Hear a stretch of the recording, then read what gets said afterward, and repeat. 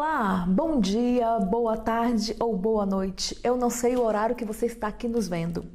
E olha que interessante, por uma situação atípica, por causa de todo esse isolamento social, nós fomos obrigados a desenvolver uma série de outras habilidades. Algumas coisas que nós até pretendíamos fazer, mas que íamos deixando para outra oportunidade. E agora, nós não podemos estar aqui, essa aula ela tinha sido marcada no nosso calendário para ser uma aula presencial. Com todo o nosso isolamento, não foi possível, mas nós não vamos deixar de estarmos aqui juntinhos. Eu aqui e você aí na sua casa. Meu nome é Zete Alcântara, eu sou psicanalista, hipnóloga, programadora neurolinguística, sou consteladora familiar e estou aqui tendo a honra de dar essa aula para vocês, de juntos trocarmos informações e aprendizado, porque nesse mundo a gente está sempre aprendendo, ok? Nós vamos ter uma aula hoje muito interessante e eu convido você para vir junto comigo para falarmos um pouquinho sobre um assunto muito interessante. Vamos falar sobre sexualidade, um assunto que de cara já causa muita polêmica. Se imagina aí você chegando num barzinho, sentado com seus amigos e falando naturalmente sobre esse assunto. Isso acontece? Muitas vezes não é? E não deveria ser assim. Nós deveríamos trabalhar e falar de sexualidade com a mesma naturalidade que nós falamos sobre qualquer assunto. Porém, por questões sociais, políticas, culturais e até religiosas, nós transformamos a nossa sexualidade num tabu enorme. E o que fazemos? Falamos dela ou não falamos. E quando falamos, falamos com um tom do proibido, do errado, às vezes até do pecado. Não conseguimos dar, na maioria das vezes, a naturalidade que esse tema ele realmente tem. Ok? Então, pensa aí, você fala com naturalidade sobre sexo? Eu penso que não, né? Infelizmente não. Então, nós vamos trocar informações sobre esse assunto. E eu quero fazer uma outra pergunta para você. Você que está aí sentado, que é estudante, ou você que já é terapeuta, que está assistindo a nossa aula, me diz uma coisa, como é que você consegue visualizar a sexualidade? Você vê a sexualidade com essa conotação de algo estranho, proibido, obscuro, ou que não deve ser comentado em rodas. Você vê a sexualidade naquele ponto, que quando se pronuncia a palavra sexualidade, você imagina um casal caliente trocando carícias. Você consegue imaginar a sexualidade simplesmente como uma energia muito forte que envolve todo o seu ser? Ou você imagina a sexualidade pensando num pênis ou numa vagina? Como é isso para você? Qual a imagem que te vem à mente quando a gente fala de sexualidade? Esse assunto ele gera muita polêmica em nosso meio. Enquanto eu estudava, para preparar essa aula para vocês, eu li relatos de tribos indígenas bem antigas que viam a sexualidade de uma forma muito diferente da que vemos hoje. Por exemplo, na cabeça deles, a sexualidade só tinha um fundamento, que era gerar filhos. Então, as mulheres, elas tinham que ter relações sexuais com vários homens da tribo para que elas pudessem fertilizar e produzir. Essa era a imagem que eles tinham. Outros tinham a imagem que elas só podiam ter relações sexuais com os seus cônjuges quando estavam no seu período menstrual, porque o homem entrava com o sêmen e elas entravam com os resíduos menstruais. E aquela cultura cria que daquilo ali se gerava uma criança. Então é um assunto realmente que tem muitas versões, muitas percepções, Cada um vê essa questão da sexualidade de uma maneira diferente, percebe e sente de uma maneira diferente. E o que é que nós usamos para ter essa percepção? Nós usamos, como qualquer outra situação, nós usamos as nossas experiências. O que eu vivi, o que eu ouvi e o que eu senti. O que eu trago lá da minha infância. O que eu aprendi dentro da minha casa. Aí você vai dizer, eu não aprendi nada sobre a minha sexualidade dentro da minha casa. Sim e não. Sim, não, porque nós não aprendemos, nós não temos a cultura dos nossos pais sentarem à mesa e falar, né, sobre sexualidade de uma maneira expressa. E sim, porque é lá que você tem essa visão de sexualidade, é lá que você vê um homem e uma mulher, né? Nós temos relatos de crianças que dormem nos quartos com os pais, que já presenciaram os pais tendo algum tipo de contato sexual. Então tudo isso vai ficando gravado na nossa mente, como a experiência que nós temos da sexualidade. E nós carregamos isso, sem falar que, infelizmente, também muitos passam por traumas mesmo, abusos sexuais, situações que marcam e que dão àquela pessoa a percepção sobre sexo e sobre sexualidade, tá bom? É um assunto que causa muito desconforto para as pessoas falarem, né? E o que eu acho interessante? No set terapêutico, vocês vão observar, quem já já trabalha, já observa isso, e você que é aluno, daqui uns dias estará do lado de cá observando isso também. Que esse é um assunto que realmente sempre vai estar no set, só que de uma forma muito escondida. Os nossos clientes nunca chegam para nós, ou nunca não vou generalizar, né? Na maioria das vezes, o nosso cliente, ele não chega até o set falando sobre problemas de cunho sexual. Ele geralmente vem falando de uma tristeza, de um sofrimento, de uma depressão, ou de qualquer outra situação. Mas conforme nós vamos, fazendo uma boa anamnese, conforme nós vamos trabalhando com o nosso cliente, nós vamos realmente percebendo que lá por trás vai haver algo de cunho para se trabalhar na sexualidade e no sexo, tá bom? E cabe a você e a mim, como terapeutas, procurarmos e facilitarmos os nossos clientes para que eles consigam expor essa demanda que todos têm, mas que na maioria das vezes não conseguem expressar. Vamos falar sobre uma coisa aqui bem interessante. A gente tende a pensar que sexualidade e sexo são as mesmas coisas, né? Quando você fala de sexo, você lembra de sexualidade, quando você fala de sexualidade, você lembra de sexo. E não é que são tão diferentes. Eu queria que você imaginasse, por exemplo, uma música. Vamos dizer que a sexualidade é a melodia da música e o sexo em si é a letra. Já viram algum cantor falando? Eu compus essa canção, eu estava em Goiânia e mandei para o fulano que estava em São Paulo e ele fez a melodia. E depois eles juntam e fazem aí, e a música aparece. É mais ou menos isso, são coisas distintas que em algum momento se unem para um fim que é o prazer e também a reprodução, tá bom? Vamos ver aqui algumas coisas sobre sexo e sexualidade, então, algumas definições para que a gente entenda com mais clareza o que cada uma dessas coisas querem dizer, ok?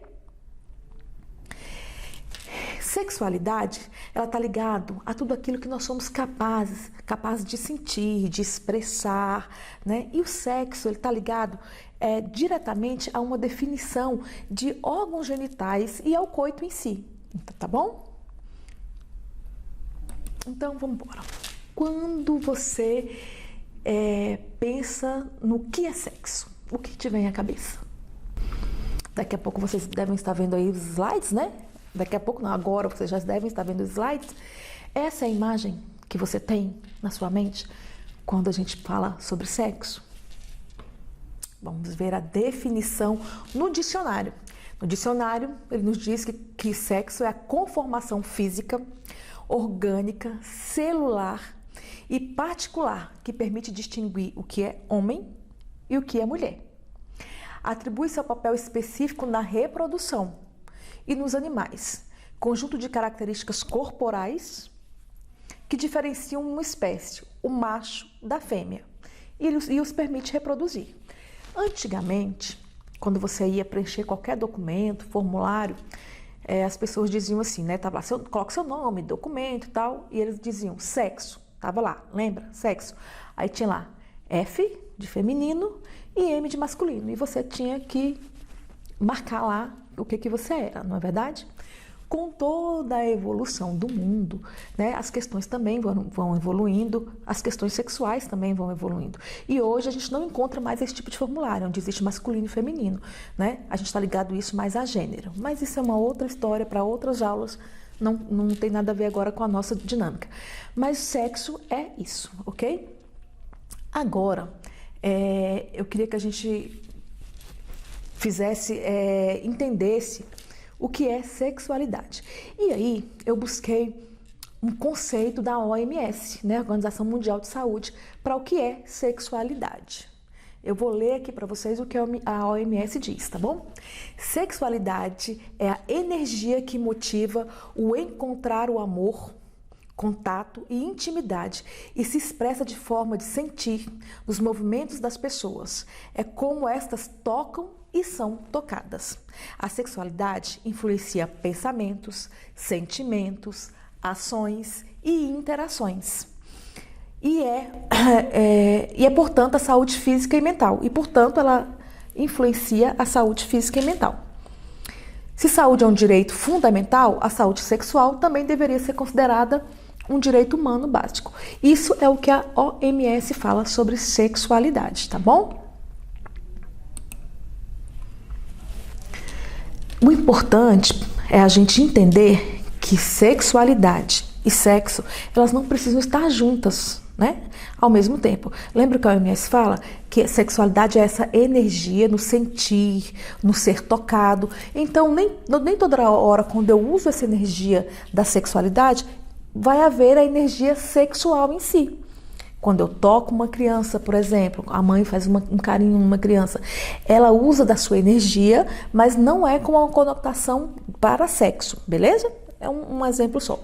Então, muitas vezes, elas vão estar separadas, né? E em algum momento, nós decidimos quando juntá-las. Nós, já adultos, decidimos quando juntá-las para que a gente realmente chegue a um prazer dado pelo sexo em si. Então, baseado nisso que nós ouvimos sobre o que é sexo e o que é sexualidade, pensa bem, olha essa imagem. Então, o que nós podemos dizer? Nós podemos dizer, então, que o sexo ele está ligado ao conhecimento do nosso corpo, essa parte física mesmo, essa parte palpável. E a sexualidade ao conhecimento da nossa psique, que é onde nós podemos identificar os nossos sentimentos. Ok? Por isso que quando uma pessoa tem traumas sexuais, ela tem aversão ao sexo em si, porque aquilo ficou gravado e o sentimento que ela tem, ela carrega para o ato sexual. Então, mesmo que seja com outra pessoa, ela leva esse sentimento. Entendendo um pouco disso, e como eu falei para vocês, no set analítico, nós vamos nos deparar em muitas situações com questões que têm algum cunho de problemas do sexo mesmo, da sexologia. Então, eu quero mostrar um pouquinho para vocês sobre alguns órgãos, né? Os nossos órgãos genitais, o que são, mais ou menos, as funções básicas, para que você tenha um entendimento claro. Lembrando, é muito importante isso, eu não estou aqui dizendo que nós estamos aptos a fazer nenhum tipo de diagnóstico nesse sentido. Eu penso que todas as vezes que existem situações nesse sentido, interessante é que nós venhamos a trabalhar numa equipe multidisciplinar. Como? Você, psicanalista, psicólogo, né? O terapeuta, se numa mulher, um ginecologista, às vezes um fisioterapeuta, dependendo de algumas coisas. Lá na frente a gente vai falar um pouco sobre transtornos, e aí você vai entender um pouquinho, distúrbios, aliás, disfunções sexuais, né? E você vai entender um pouquinho sobre isso. Então, essa equipe multidisciplinar, ela vai ser muito interessante e vai agregar mais resultados e mais rápidos para o nosso cliente, tá bom?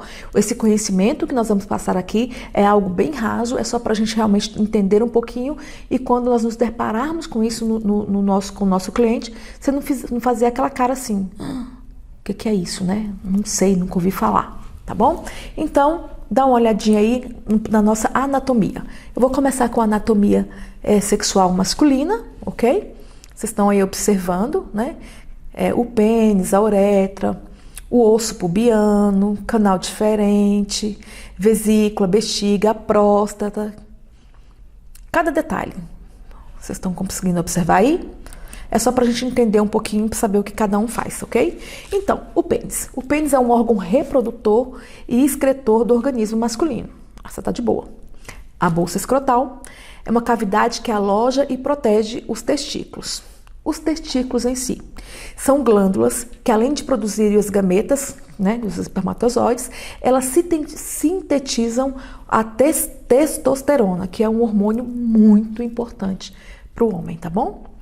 O epídimo, tem uns nomes diferentes, né? O epídimo é um ducto formado por um canal emaranhado que coleta, armazena e conduz os espermatozoides. Aí tem o canal deferente, é assim mesmo, tá? Não é diferente não, é deferente com DE mesmo. É um canal que transporta o espermatozoide do epídimo até um complexo de glândulas anexas. E por último, as glândulas anexas, que é um conjunto formado pela próstata, vesículas seminais e as glândulas bulboretais, palavra complicada. É só para a gente entender um pouquinho, né, de o que é o nosso sistema, a nossa fisiologia, né, sexual masculina e a nossa fisiologia sexual feminina também. Agora vamos dar uma olhada na feminina. Na feminina nós temos as trompas, né, o útero, os ovários, a cervix, a vagina, grandes lábios, pequenos lábios, uretra, a abertura da vagina e a glândula de Bartholin. Gente, eu não sei se pronuncia assim. Se não for, me perdoem, tá bom? Ouçam como ela realmente deve ser pronunciada. Vamos aqui falar um pouquinho sobre cada um deles. Os ovários. Os ovários são estruturas que são formas assim de amêndoas. Eles apresentam como função produtora das gametas. As tubas uterinas, elas são musculares e cerca de 12 centímetros de comprimento cada. O útero é um órgão em formato de pera que apresenta 3 partes principais: o corpo, o fundo e o colo uterino, né? A gente sabe que tem muita gente que tem até câncer no colo, né? Sua parede é formada por 3 camadas: a mais externa, que é uma camada delgada, serosa, a intermediária e o miômetro, formada por músculo liso, e a mais interna, que é o endométrio. E a vagina, que é um órgão muscular, é elástico, no qual o pênis é introduzido durante o coito, tá bom? A palavra, e aqui eu quero chamar a atenção de um órgão feminino que muitas e muitas vezes passa despercebido. Olha ele aí. Não sei se você já tinha reparado o formato. Esse é o clítoris ou clitóris, né? Como alguns falam. Vocês já repararam como é que é essa estrutura? Você já tinha visto? Olha como ele fica. Na vagina, quando você olha para a vagina, aparece um pedacinho muito pequenininho, né? Ainda fica meio que escondidinho, mas por trás existe toda uma estrutura. É um órgão que está ali com a única função de gerar prazer para a mulher, tá bom? Então, é um órgão muito importante para se trabalhar com a mulher. E eu achei uma coisa muito interessante, muito curiosa. O clítoris, ele teve a sua descoberta nesse formato, tá? Foi se falado nisso, mostrando esse formato, conseguiu projetar imagens dele mesmo através de ecografias 3D e colocar em livros no ano de 2009. Olha só. Recentemente, um dia desse, né? Foi uma urologista australiana, Ellen O'Connell, eu não sei a pronúncia, tá, gente? Ela publicou um artigo falando da anatomia clitoriana. Até então, achava-se simplesmente que era aquilo que se via do lado de fora da vagina, algo reto, né, e tranquilo. Ela trouxe a descoberta e publicou nos livros, mostrando toda essa estrutura que tem. Eu vou voltar aqui no slide para vocês darem uma olhada, ó. Toda essa estrutura do clítoris, a parte que nós vemos e a parte interna que está por trás da vagina, que a olho nu nós não conseguimos visualizar, tá bom? Muito bem, nós já fizemos, né? Nós demos aqui uma pequena pincelada sobre os nossos órgãos, sobre a nossa fisiologia sexual, a feminina e a masculina. Falamos um pouquinho sobre a diferença entre sexo e sexualidade, mas existe uma outra questão que é muito interessante de se falar. E também que é muito relevante, porque aparece muito no set, tá? Nós vamos falar um pouquinho agora sobre as disfunções sexuais.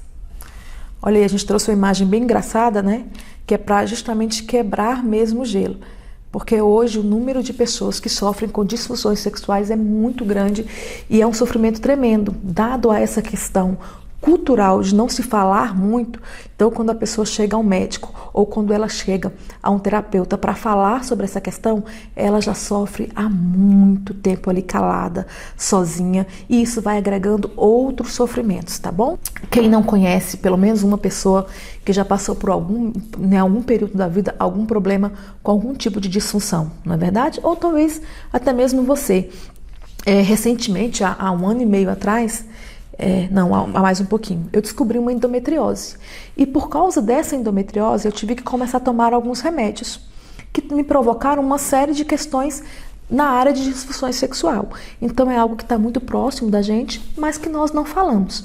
E eu quero remeter você ao início da aula, quando eu falei como você se imaginava numa roda de amigos falando sobre as questões sexuais.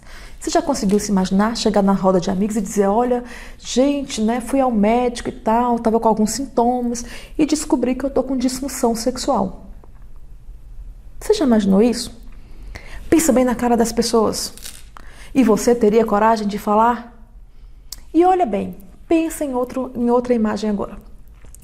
Você foi ao médico e descobriu que agora você está com a sua pressão arterial alta, você agora é hipertenso.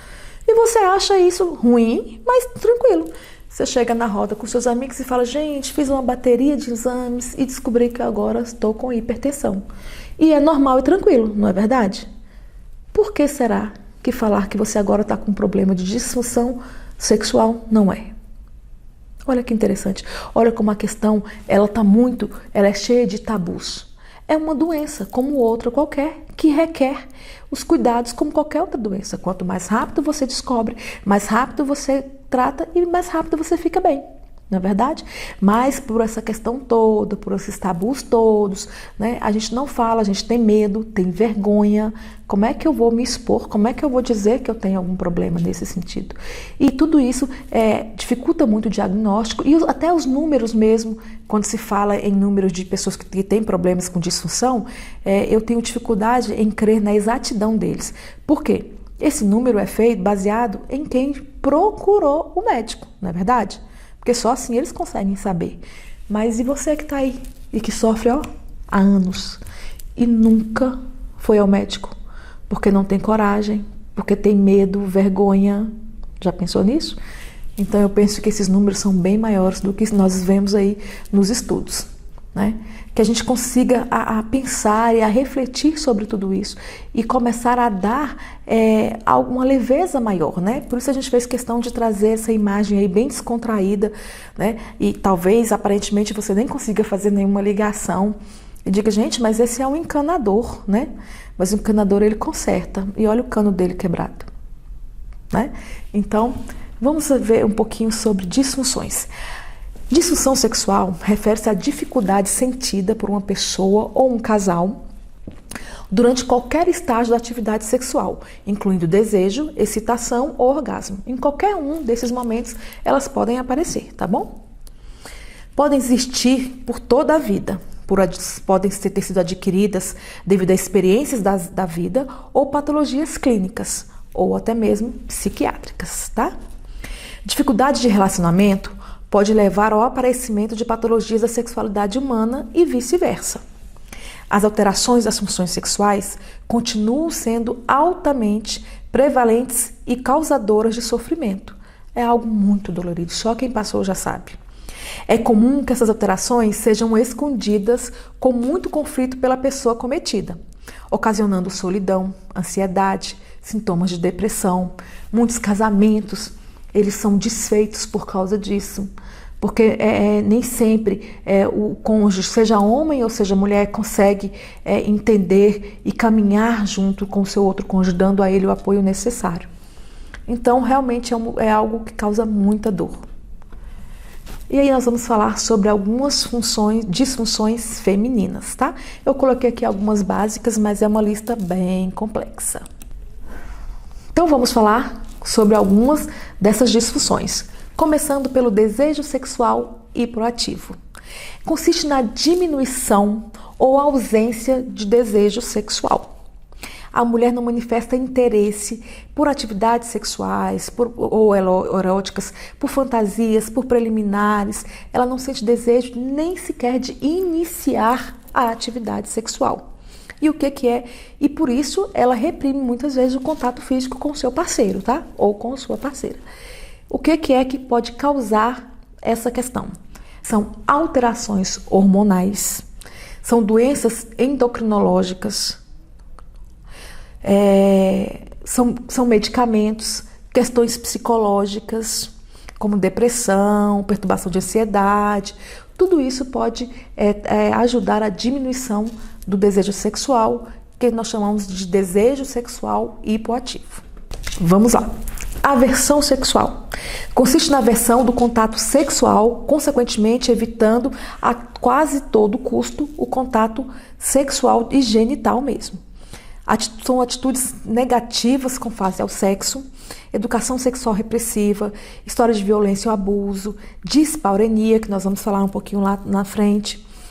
Todas essas questões são alguns dos sintomas que podem, dos fatores, né? Não dos sintomas, desculpa, são alguns dos fatores que podem causar essa aversão sexual, tá bom? Quando a pessoa tem essa questão, tudo isso a gente pode estar vendo o seu passado, o histórico, que a gente vai conseguir entender o porquê que ela está assim. Perturbação da excitação sexual.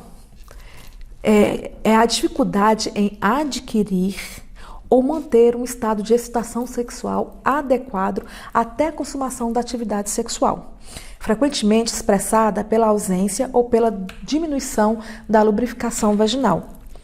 Lembrando, tá, gente, que com a questão da idade, a nossa lubrificação diminui. Nós não estamos querendo dizer que esse fato está ligado a uma perturbação da excitação sexual, tá bom?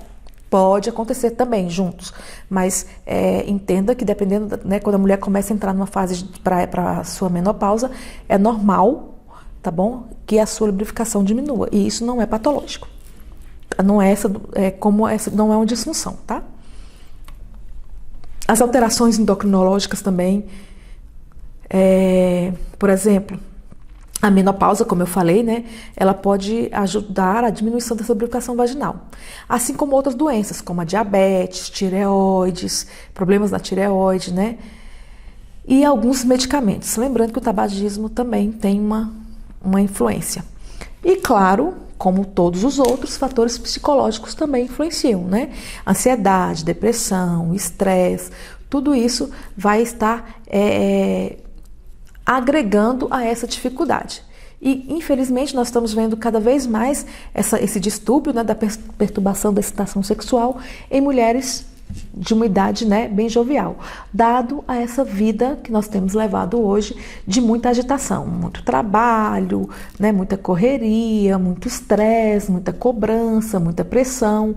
Então, querendo ou não, isso reflete aqui na ponta com a nossa sexualidade, diminuindo todo esse desejo sexual. Então você pode estar se identificando com essa questão aí ou conhecer alguém que se identifica.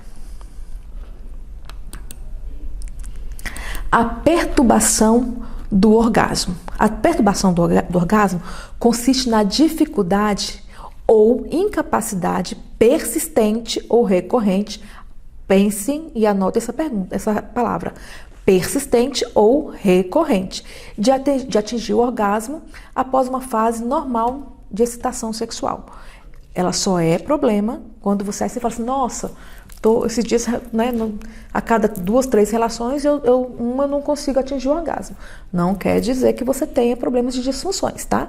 A disfunção ela é caracterizada na dificuldade ou incapacidade persistente ou decorrente, tá?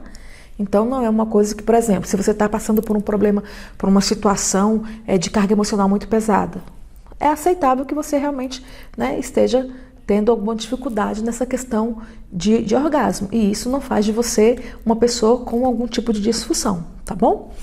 E eu queria abrir um parênteses aqui. Como, né, a gente não tem, nós estamos aqui há quase 2 meses, eu acho, do isolamento, social, então a gente não tem, né, nada a respeito ainda. Mas daqui a alguns anos eu creio que nós vamos falar sobre isso. Como será que está a conduta sexual das pessoas com essa questão toda de isolamento, hein? Já imaginou? Daqui a alguns anos nós vamos ver estudos sobre isso. Quando você ver alguma coisa, você vai lembrar disso, tá bom? Eu creio que vai ser bem interessante. Voltando aqui para as nossas disfunções, a dispareunia. Dispareunia é uma dor persistente na zona genital ou pélvica durante as relações sexuais. Embora a dor seja experimentada com maior frequência durante o coito, né, durante a penetração em si, também pode ocorrer antes ou após da relação sexual. Gente, é um dos problemas mais sérios. Por quê? Lembra que o nosso cérebro, ele sempre busca, quando ele vê alguma coisa, ele busca uma experiência antiga para saber como você se comportou, para, né, se comportar agora, para economizar energia. Então, olha como é que essa dispareunia é muito séria. A mulher, ela tem, por algum motivo, uma experiência ruim de dor no ato sexual. Isso era muito comum antigamente, quando as mulheres se casavam muito novas, sem noção nenhuma de sexo, e chegavam lá e eram praticamente, né, quase que estupradas pelos homens, né, na sua primeira relação. Então ficou registrado lá na mentezinha dela, né, essa questão, a dor. Então ela ligou, né, o sexo à dor. Olha bem, então todas as vezes que o botãozinho fala, opa, né, vai ter sexo, o que a mente volta? Busca lá e fala, sexo é dor. Olha só como é complicado. E lembra que eu falei para vocês sobre trabalharmos com uma equipe multidisciplinar? Nesses casos das disfunções é muito interessante, porque ao mesmo tempo que a sua ginecologista vai estar trabalhando com você as questões patológicas, nós vamos estar trabalhando com você as questões emocionais e ainda vem um fisioterapeuta que vai estar trabalhando com você a questão da musculatura. Então o resultado vai ser bem interessante, bem mais rápido e vai livrar essa mulher da dor e do sofrimento, tá bom? É muito interessante.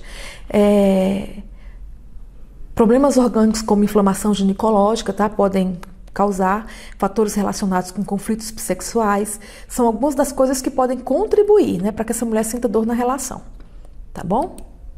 E aí, o último que eu quero citar aqui é o vaginismo. É uma dificuldade da mulher em tolerar a penetração, devido à contração involuntária, recorrente ou persistente dos músculos do períneo adjacentes do terço inferior da vagina. A origem do vaginismo pode estar em fatores como informações erradas e negativas, né, sobre a sexualidade, culpa, educação muito castradora, né, muito conservadora, inexperiência que pode conduzir medos e bloqueios, ou uma resposta condicionada mesmo, e traumas, né? Eu já vi algumas histórias, né, em consultórios de pessoas que elas não conseguiam entender, ligar, né, que a vagina é um músculo. E aí, músculo contrai e relaxa, não é? Então, quando ela ia para o sexo, ela já ia toda preparada, toda cheia de reservas, ligando aquela experiência a uma passada que ela teve, que era de muita dor. Então, né, o seu organismo dava à vagina a resposta de contrair, o que quando ela forçava na relação causava dor. Então esse comportamento ia sendo cada vez mais reforçado e isso ia virando um ciclo, né? Uma bola de neve, ok? Então, falado um pouquinho sobre as nossas disfunções, né, as femininas, as nossas dores, né? Eu quero falar sobre um pouquinho sobre as disfunções masculinas. E aqui eu queria abrir um parênteses muito interessante. Se para você, mulher, é complicado, né? E se causa tanta dor para você, você não imagina para um homem. Porque culturalmente nós aprendemos que o homem, ele é o machão, ele é o cavalo, ele é super potente, ele está preparado para o sexo o tempo todo. Não é assim que nós aprendemos? Quando na verdade não é assim, né? Se nós fôssemos usar essa tipologia de estar preparado para o sexo o tempo todo, nós mulheres, né, nós estamos bem mais preparadas do que eles, porque o homem ele precisa da ereção para que tenha o sexo, nós não. Querendo ou não, se rolar o sexo, vai acontecer, né? E com o homem não. Se não houver ereção, não tem sexo. Então, para ele é muito mais difícil, é muito mais doloroso, até mesmo porque é uma parte visível, né? A mulher, infelizmente, né? Ela consegue quando ela quer fingir um orgasmo. E aí a relação continua e parece que está tudo bem. Já o homem, ele não consegue. Então, as disfunções sexuais no homem são bem mais problemáticas, causam muita dor, muito problema psíquico. E aí, pelos tabus, né, eles têm muita dificuldade de procurar médicos e terapeutas, então, o que vai só aumentando essa questão, tá bom? Vamos falar aqui sobre algumas só delas também, dos homens. Vamos começar pela perturbação do desejo hipoativo. O que é esse desejo hipoativo? É a ausência ou a deficiência persistente ou recorrente. Novamente, eu chamo a sua atenção para isso, persistente ou recorrente, de fantasias e de desejo de atividade sexual, tá bom? Tem que ser persistente ou recorrente. Entenda que como é para mulher, para o homem também. Se você está passando por algum problema, né? Por exemplo, luto na família, é normal que, né, o apetite sexual ele fique em segundo plano. Então, para que isso se torne uma disfunção, tem que ser algo persistente e recorrente, ok? E as causas psicológicas, né? Também estão bem interligadas. Pode estar associada, entre outras disfunções sexuais, no homem ou na mulher. Distanciamento emocional, conflitos do casal também foram associados a esse tipo de disfunção. Embora seja difícil de perceber, é a causa de consequência dessa disfunção. Doenças psiquiátricas, tá bom? Como depressão, perturbação da ansiedade, acontecimentos de vidas, né? Perca de emprego, luto, situações assim que são marcantes mesmo. E as causas orgânicas dessa disfunção? No geral, são doenças físicas, tá? Doença hepática, tumores na prolactina, deficiência de testosterona, e eu chamo a atenção dos homens nesse quesito, tá? Nós mulheres, existe toda uma política, toda uma cultura que você vai ao médico, faça seus exames, né, ginecológicos, e o homem ele não tem muito disso, né? E ele até acha bonito nas rodinhas, quando vira piada quando alguém fala nesse tipo de coisa. Mas um grande problema que nós temos visto hoje é os homens estarem com problemas hormonais. E aí, consequentemente, ele tem uma série de consequências de disfunções por causa disso. Mas como não vai ao médico para saber, algo que poderia ser simples. Às vezes, tudo que você está passando aí é porque a tua testosterona está baixa. Vai lá, faz um examezinho, observa isso, o médico te medica e fica tudo ok. Entendeu? Então, nós fazemos de algo pequeno algo imenso e que causa muita dor. Causa dor para você, homem, causa dor para sua parceira ou para o seu parceiro e, consequentemente, para toda a família. Diminuição ou perda da atração pelo parceiro também ou pela parceira é algo que pode ocasionar, tá bom? Uma outra disfunção é a disfunção erétil. Disfunções eréteis. A idade é um fator que se relaciona com o aparecimento da disfunção. Enquanto os indivíduos mais jovens têm mais probabilidade de desenvolver disfunções eréteis de causas psicológicas, tá? Então a idade já naturalmente ela pode trazer algum tipo de disfunção. Agora os mais novos, homens, né, com idade, né, mais jovem, quando eles têm esse problema, geralmente está ligado a uma questão psicológica, tá bom? E aí uma coisa muito interessante, a disfunção erétil ou a impotência, como a gente, né, já viu falar, sexual, é a incapacidade persistente ou decorrente para atingir ou manter uma ereção adequada até completar a atividade sexual, provocando acentuado mal-estar e dificuldades interpessoais. Quem já não passou por essa situação em algum momento da vida, né? E aí o homem fica extremamente constrangido e conta 1001 histórias, não sabe o que fazer, o que falar, quando, novamente, ele deveria entender que é algo natural na vida, né? É uma doença como qualquer outra doença, que simplesmente quando eu vou ao médico, quando eu me cuido, me trato e ela é resolvida, tá bom? Só que a gente cria, por causa dos tabus, toda uma história, toda aquela conta da carochinha. Nós vemos em sete analítico, muitas vezes o homem ele não sabe se comportar, né, nem sabe lidar com essa situação, então ele culpa a parceira. Ah, mas você não é mais atraente, você não se arruma, você é gorda, você é isso, você é aquilo, né? por questões culturais, quando na verdade o que ele precisava era de um médico para que se resolvesse isso. A maior das causas é a psicológica mesmo, né? Por exemplo, quem já não passou, já ouviu uma história, né? A história do seu vizinho, não foi com você, né? Foi o seu amigo que falou. E o cara estava muito interessado numa mulher, que ele achava um mulherão, que ele estava todo animado e ele estava investindo nela. E até que rola o primeiro encontro. Ele vai para esse encontro com uma carga, sabe, tão grande de energia, né, de expectativa. E chegando lá, ele dá com os burros na água. Nada dele conseguir uma ereção. Entende que essa questão ela é totalmente psicológica, que ele não tem nenhum problema de saúde, não é uma patologia clínica, né?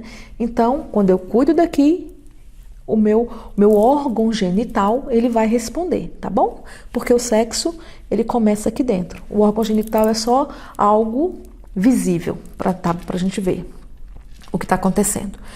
Problemas neurológicos, doenças vasculares, né? Problemas cardíacos, tudo isso interfere nessa questão desse distúrbio, tá bom? A ejaculação retrógrada. A ejaculação retrógrada. Ausência parcial ou total da emissão de ejaculado. Devido à insuficiência, o encerramento da esfinge uretral interno. O esperma passa da uretra posterior para o interior da bexiga, permanecendo a sensação do orgasmo, tá bom? As causas são de ordens psicológicas e neurológicas ou medicamentosas. Existem algumas medicações também que podem causar, tá? A ejaculação retardada, que é algo que a gente ouve muito, né? É mais comum escutar. Também chamada de incompetência ejaculatória. Deve-se ao atraso ou inibição específica do mecanismo de ejaculação. É involuntário, uma ejaculação muito tardia, relativamente pouco frequente e a prevalência não ultrapassa a de 5%. E a inibição do orgasmo masculino. É uma dificuldade persistente ou incapacidade de atingir o orgasmo, apesar da presença do desejo, da excitação e da estimulação. O homem não é capaz de ejacular com a sua parceira, sendo capaz de ejacular na masturbação ou durante o sono. Um dos casos, né, dessa disfunção, uma das causas orgânicas, são remédios mesmo, né? Questões de como o anti... Gente, eu vou ler esse nome porque ele é bem médico mesmo, sabe? Anticolinérgicos. São todas as questões farmacológicas. Psicofarmacos, antidrenérgicos, remédios de uma maneira geral, né? E causas psicológicas, estimulação desadequada, medo de gravidez ou medo de um compromisso, tá bom?